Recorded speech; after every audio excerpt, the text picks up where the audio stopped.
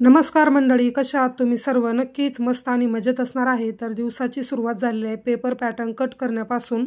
जे काही सेट मी बनवले होते ते ऑलरेडी आउट ऑफ स्टॉक झाले, त्यामुळे आता मला जसा वेळ भेटेल तसा मी कट करायला बसते। शक्यतो तरी संध्याकाळी हे काम मी करत असते, कारण की संध्याकाळी थोडंसं शिवणकाम करून सुद्धा कंटाळा येतो। मग हे काम केलं की थोडंसं रिलॅक्स होतं, एवढाच काय तो फरक आहे। तर पेपर पॅटर्न कट करायला बसले होते आणि आधीच्या ज्या काही आपण क्लासेसच्या 4 बॅच केल्या होत्या त्यातील ज्या एक होत्या त्यांचे 3 ते 4 दिवस बाकी होते। तर म्हटलं चला त्यांचं सुद्धा ते जे काय आहे ते आटपून घेऊयात, कारण की त्यांचं सतत चाललं होतं की ताई राहिलेले दिवस माझे करून घ्या। तर म्हटलं या तुम्ही।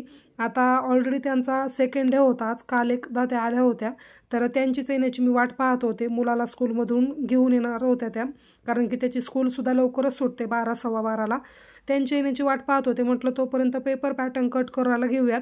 पावसाचं वातावरण असल्यामुळे ना पेपर पॅटर्न टाकायला जायला खूपच प्रॉब्लेम होतो आणि तिथून आल्यानंतर इतकं दमल्यासारखं होतं मला की थोड्या वेळ अर्धा एक तास माझा थोडंसं मोबाईल पाहणं असेल किंवा मग घरातील काही काम राहिले का असं काहीसं चाललेलं असतं।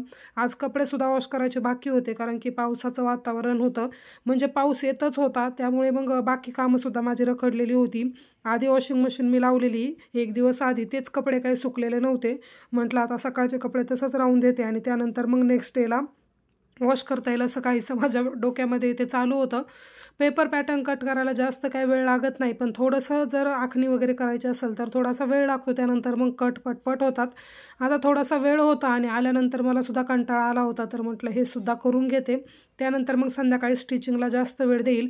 आता संध्याकाळी किती वाजेपर्यंत मी स्टिच केले ते सुद्धा दाखवते। कधी कधी 12 साडेबारा होतात, मी 12 साडेबाराला सगळं वाइंड अप करून झोपायला जात असते, पण आज थोडंसं लेट झालं होतं, कारण की दिवसभर काही स्टिचिंगचं काम झालं नाही ना, मला करमत नाही, असं वाटतं काही ना काही काम खूपच राहिले। होपसो तुम्हाला सुद्धा माझं हे काम पाहून मोटिवेशन नक्कीच भेटत असेल आणि तुम्हाला सुद्धा शिवणकाम करायला नक्कीच उत्साह येईल। कधी कधी ताईंच्या कमेंट्स असतात की ताई शिवणकाम खूप येतं पण करायचा कंटाळा येतो, दुपारची झोप येते।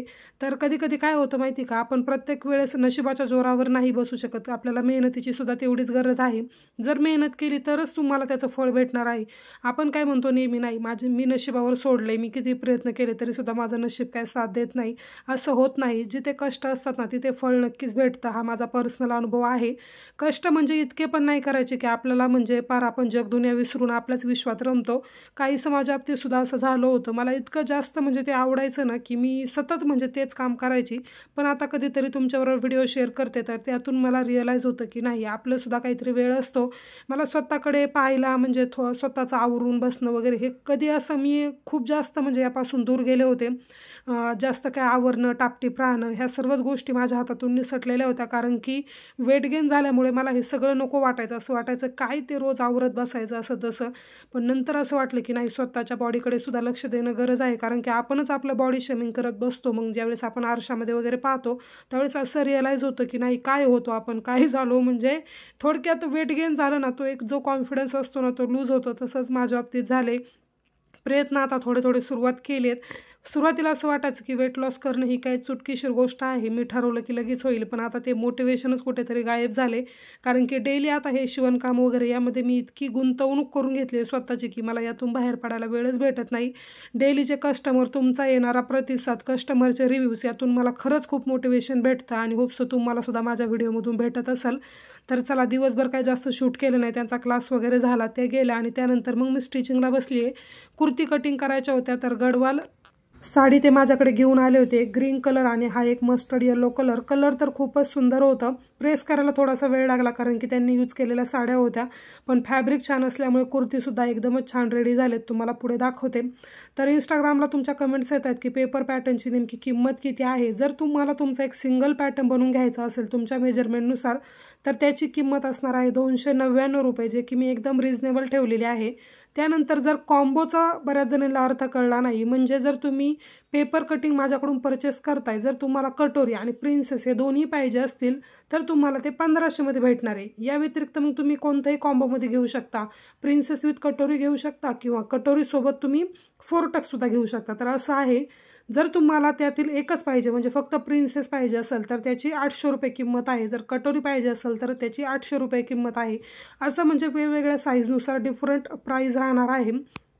आणि जर तुम्हाला तीनही पाहिजे असतील म्हणजे फोर्टक्स, कटोरी आणि प्रिन्सेस तर त्याची किंमत राहणार आहे 2000, जे की मी खूप कमी किमतीत ठेवलेलं आहे तुमच्या आग्रह खातर। या व्यतिरिक्त तुमचा प्रश्न आहे की पेपर कटिंगसाठी नेमका पेपर कोणता देत आहे, तर जो काही आपला कार्डशीट पेपर असतो त्याच्या 4 ते 5 पटीने जो काही पेपर आहे तो जाड आहे, व्यवस्थित राहील, म्हणजे काही प्रॉब्लेम वगैरे येणार नाही। आणि बऱ्याच जणींचं असं म्हणणं आहे की दोन्ही साईडने जे काही लॅमिनेशन येतं तो पेपर जो काय आहे तो असला तर आम्ही पेपर कटिंग घेईल। जर तुम्ही बाकीचे जे काही पेपर पॅटर्न सेल करतात त्यांची प्राईस पाहिली तर त्याच्या निम्म्या किमतीमध्ये ऑलमोस्ट मी पेपर पॅटर्नची किंमत ठेवलेली आहे, जेणेकरून की कोणी सामान्य घरामधील जरी असेल तरी सुद्धा त्यांना शिवायला काही प्रॉब्लेम यायला नको, त्यासाठी मी कमी ठेवलेली आहे। आणि जर तो पेपर घेतला तर 90 ते 100 रुपये एका कार्डशीट पेपरची प्राईस जाते।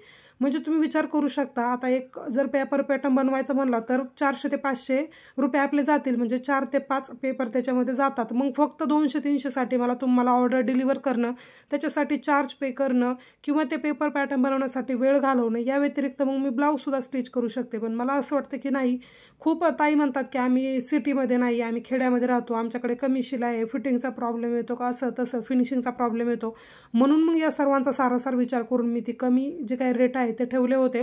आणि सुरुवातीला मी कार्डशीट पेपरवरतीच बनवून द्यायची तसे कस्टमरला मी सांगितलं सुद्धा होतं। त्यानंतर मग हा पेपर मी आता यूज करते। आणि अजून सुद्धा थोडासा जर जाड पेपर आणायचं म्हटलं तर मग कटिंगला प्रॉब्लेम येईल, तुमचा तर फायदा होणारच आहे पण मग माझं नुकसान होतं, तर असं काहीच आहे। थोडंसं सेल्फिश मला सुद्धा होणं आहे, कारण की माझ्यासुद्धा वेळेचं नियोजन वगैरे आहे, मी कोणालाही फोर्सफुली घ्या असं म्हणत नाही। ज्यांनी पेपर पॅटर्न घेतला त्यांचे रिव्ह्यूसुद्धा छान येतात की ताई ब्लाऊज छान बसतात, कटिंग व्यवस्थित आले किंवा घरपोच व्यवस्थित बसले, किंवा ज्यांचे पोचत नाही त्यांचा मी पर्सनली रिव्ह्यू घेत असते की पेपर पॅटर्न पोचले की नाही, मग सतत कॉल मेसेज वगैरे करणे, तर असं काहीच आहे। चला, आता जी काही एक कुर्ती होती ती माझी स्टिच करून झाली, 12:30 वाजलेत ऑलमोस्ट। मी जेवणामध्ये काहीच असं खास बनवलं नव्हतं, फक्त लापशी आणि थोडंसं दूध गरम करून घेतलं होतं। हे म्हटले चालेल ठीक आहे, आज तुला काम आहे तर करूयात ॲडजस्ट, असं काहीच आहे। प्रत्येक वेळेस स्वयंपाक सगळा झालाच पाहिजे असं काही नाही, कधी कधी मला वेळ भेटत नाही, कधी कधी बाहेरून आणावं लागतं, कधी मी घरातच सिंपल काहीतरी बनवून घेते आणि कधी कधी खास मेनूसुद्धा बनवते, असं काहीच आहे। रात्रीच्या आता जवळ 12:30 वाजून गेलेले आहे तरी सुद्धा माझं शिवणकाम चालू आहे आणि शिवणकाम करून मी परत पेपर पॅटर्न कट करण्यासाठी बसणार आहे। तर सकाळी थोडंसं लेट उठते, ज्यावेळेस मला संध्याकाळी टाईम होईल त्यावेळेस, तर संध्याकाळी जवळजवळ 1-1:15 पर्यंत काम केलं, त्या दोन्ही कुर्ती रेडी केल्या, फक्त त्याला टच बटन वगैरे बसवायचं बाकी होतं, पुढे मी तुम्हाला दाखवतेच की कशा रेडी झालेत। त्यानंतर सकाळी उठून मग आता मी बनवायला घेतला स्वयंपाक, यांना टिफिनसुद्धा द्यावा लागतो, त्यामुळे पटकन भाजी चपाती काय बनवायचं असेल ते बनवून घेते। आज सिंपल शेवभाजी बनवत होते, जास्त काय मसाल्यामध्ये प्रिपेअर केलेलं नाही, लसूण खोबरं आणि त्यानंतर मग कांदा कट केला होता, टॉमॅटो तर माझ्याकडे शिल्लक नव्हता, त्यामुळे हे तिन्ही छान वाटून घेतलं, जे काय बेसिक मसाला आहे ते टाकले, थोडासा शेवभाजी मसाला टाकला आणि त्यानंतर जी काही शेव आणलेली आहे ती त्यामध्ये टाकून घेते। पाणी ॲड करायचं कन्सिस्टन्सीनुसार, जसं तुम्हाला थिक पाहिजे किंवा तुमच्या आवडीनुसार, त्यानंतर मीठ घालून कन्सिस्टन्सी जी आहे ती मॅनेज करायची आणि त्यानंतर फायनल अशी शेवभाजी छान अशी तयार होते। मला तर खूप आवडते, व्हाईट राईस असेल आणि त्यामध्ये जर इंद्रायणी राईस असेल तर बातच वेगळी आहे। शेवभाजी माझी होत आहे तोपर्यंत बाकीचं कामसुद्धा मी आवरून घेतलं साईड बाय साईड। कधी असं होत नाही की मी कुकिंगला सुरुवात केली आणि बाकीचं काम तसंच ठेवले, ज्यावेळेस भाजी बनत असते त्यावेळेस मी दुसरं काम करायला घेते। तर पहा, कार्डशीट पेपरसुद्धा संपला होता, तर यांना मी आणायला सांगितलं होतं, यांनी सिटीमधून काल आणला। यांना एखादी गोष्ट आणायला सांगायची म्हटलं की त्यामध्ये बरेच दिवसभर 4-5 फोन कॉल होतात, तेव्हा ती गोष्ट घरी येते, हे असंच घेऊ का, ते तसंच घेऊ का, मग हे बरोबर आहे का, ते बरोबर आहे का, अशामध्ये बराच दिवसभर वेळ जातो। मग नंतर असं रिअलाईज होतं की मी स्वतः जाऊन आणलं असतं तर बरं झालं असतं, कारण की ते फोन कॉल वगैरे मला इतके जास्त इरिटेट करतात ना, नको वाटतं ते। कधी कधी आवडीच्या व्यक्तीसोबत बोलायला छान वाटतं, पण काहीतरी असं एज्युकेशनल वगैरे कोणी सुरू केलं ना मग ते नकोच वाटतं मला तरी। तर पहा, अशा पद्धतीने 2 कुर्ती मी छान गडवालच्या रेडी केलेत, मस्टर्ड येलो कलरच्या। जे काही पॅचवर्कसाठी यूज केलं आहे ते पदराचा जो काही कॉर्नर असतो ना तो यूज केला आहे। त्यानंतर स्लीव्ज ज्या आहेत त्या आपल्या कोपऱ्यापर्यंत दिलेल्या आहेत आणि लॉंग छान अशा कुर्ती तयार झालेत। आता पाहूयात, त्यांना सांगते फिटिंग वगैरे कसं बसते, त्यानंतर थोडंसं टाईट लूज वगैरे काही वाटलं तर मी ते व्यवस्थित करून देईल। बाकी ओव्हरलॉक वगैरे केल्यामुळे फिनिशिंग खरंच खूप छान आले, पाठीमागून मटका शेप घेतला आणि त्यानंतर मग नॉड अटॅच केल्यात। ज्या काही डिझाईन होत्या त्या त्यांनीच मला शेअर केल्या होत्या की अशा पद्धतीने करा, अजून प्रेस वगैरे करणं बाकी आहे. आता सकाळी मी लगेच व्हिडिओ शूट करून तुमच्याबरोबर शेअर करते सेम डेला, जेणेकरून की हा जो व्हिडिओ आहे त्याला एक पूर्णविराम भेटेल. त्यानंतर मग दुसरं जी काही कुर्ती आहे ती आहे ग्रीन कलरची, जी की मी रात्रीच दोन्ही तयार केल्या होत्या, कारण की आजच्या दिवसाची जी काही कमाई आहे ती मला तुम्हाला सांगायची होती थोडक्यात. तर आज ह्या 2 कुर्ती, त्यानंतर पेपर पॅटर्नचे जे काही पीस आहेत ते मी 3 रेडी केले होते आणि त्यानंतर 2 ब्लाऊज. तर अशा पद्धतीने एवढं आजचं माझं शिवणकाम झालेलं आहे. 2 ब्लाऊज, 2 कुर्ती आणि पेपर पॅटर्न 3, म्हणजे पेपर पॅटर्नचे थोडक्यात झाले 4,500 रुपये. कॉम्बोमध्येच त्यांनी घेतलं होतं. त्यानंतर ह्या दोन्ही कुर्तींचे मिळून 650 ते 700 रुपये. आता पाहूयात, मला फायनल पाहावं लागेल की अस्तर वगैरे मी किती यूज केले आणि किती बाकी आहे. त्यानंतर मग 2 ब्लाऊजचे, एक डिझायनर ब्लाऊज जो की मी तुमच्याबरोबर लवकर शेअर करेल, बोटनेकचा ब्लाऊज आहे, त्याचे 350 रुपये. आणि त्यानंतर एक सिंपल कटोरी ब्लाऊज होता ज्याचे की नॉड लावून मी 270 रुपये घेतलेले आहेत. बेसिक शिलाई 250 रुपये. असं सर्व मिळून एकंदरीत आज 6,000चं काम झालेलं आहे. त्यामध्ये एक्सपेन्सेस वगैरे वेगळे आहे, पण मी एकूण किंमत तुम्हाला सांगितली. तर थोडक्यात तुम्हाला एक जनरल आयडिया आली असेल की जर मी तुम्हाला तेच सांगते की जर तुम्ही कष्ट केले तर त्याचे फळ तुम्हाला नक्कीच भेटणार आहे. कमावणं कधी थांबवायचं नाही. मला असं वाटतं की ती तुमच्याकडे असो किंवा काही असेल, ज्या काही दैनंदिन गरजा आहे त्यापेक्षा काहीतरी जर वेगळं आयुष्य तुम्हाला जगायचं असेल तर तुम्हाला कष्ट करणं गरजेचंच आहे. तर चला, तुम्हाला जर असे पेपर पॅटर्न माझ्याकडून विकत घ्यायचे असेल तर नक्कीच मला मेसेज करा. कॉल वगैरे करू नका, कारण की मी ते रिसीव्ह करत नाही, कारण की तेवढा वेळ माझ्याकडे नसतो. त्यामुळे मेसेज ज्यावेळेस मला वेळ भेटेल त्यावेळेस मी पाहते. तर असा होता आजचा व्हिडिओ. कसा वाटला ते मला नक्की कमेंट करून सांगा. आणि हो, पेपर पॅटर्नची जर तुम्हाला मला ऑर्डर द्यायची असेल तर इंस्टाग्रामला मला नक्की मेसेज करा. माझा इंस्टाग्राम आयडी आहे @अथांग. तर तिथे जाऊन तुम्ही मला नक्कीच कमेंट करू शकता. कोणते पॅटर्न पाहिजे आहे ते तिथे तुम्हाला कमेंट करायचे आहे. भेटूयात नेक्स्ट व्हिडिओमध्ये. तोपर्यंत काळजी घ्या. So take care.